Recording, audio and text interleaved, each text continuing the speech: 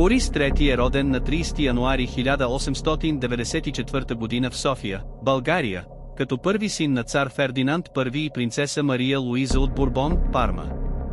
Получава образованието си в България, а по-късно учи във военното училище в София и военното училище в Германия. По време на Първата световна война Борис служи в българската армия, където натрупва военен опит и получава чин майор. Борис става цар на България на 3 октомври 1918 г. след абдикацията на баща му, цар Фердинанд I, след Първата световна война. През 1930 г. Борис III се жени за италианската принцеса Джована. Двойката има две деца, княгиня Мария Луиза и Симеон II, който по-късно става последният цар на България.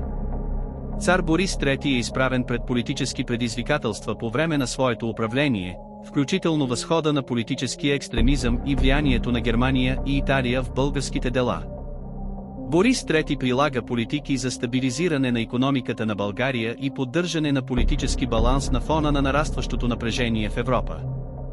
В опит да защити интересите на България, Борис III подписва тристранния пакт с нацистка Германия и фашистка Италия през 1940 година. Въпреки това той се опитва да поддържа деликатен баланс между оста и съюзниците.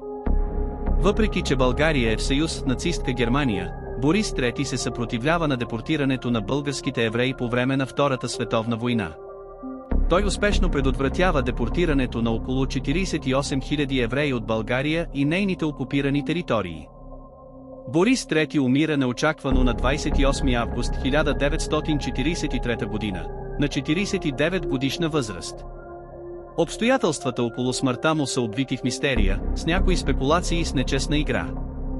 Борис III е широко възхваляван за ролята си в предотвратяването на депортирането на българските евреи и е почетен като праведник на народите от Яд Вашем, официалният мемориал на Израел за жертвите на Холокоста. Неговото управление е свидетел на последиците от Първата световна война, голямата депресия и геополитическите сложности на Втората световна война.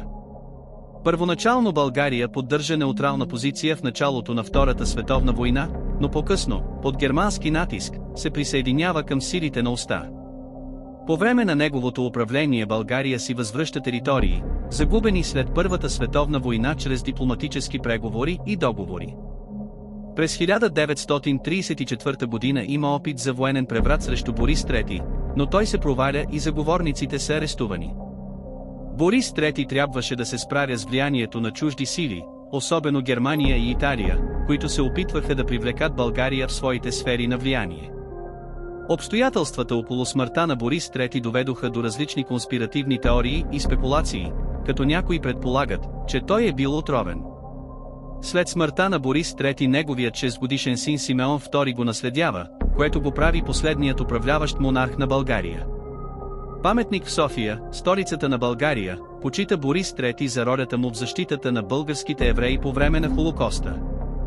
Борис III е фигура със сложно историческо наследство, тъй като управлението му включва както положителни аспекти, като защитата на евреите, така и противоречиви решения, като присъединяване към нацистка Германия по време на част от Втората световна война.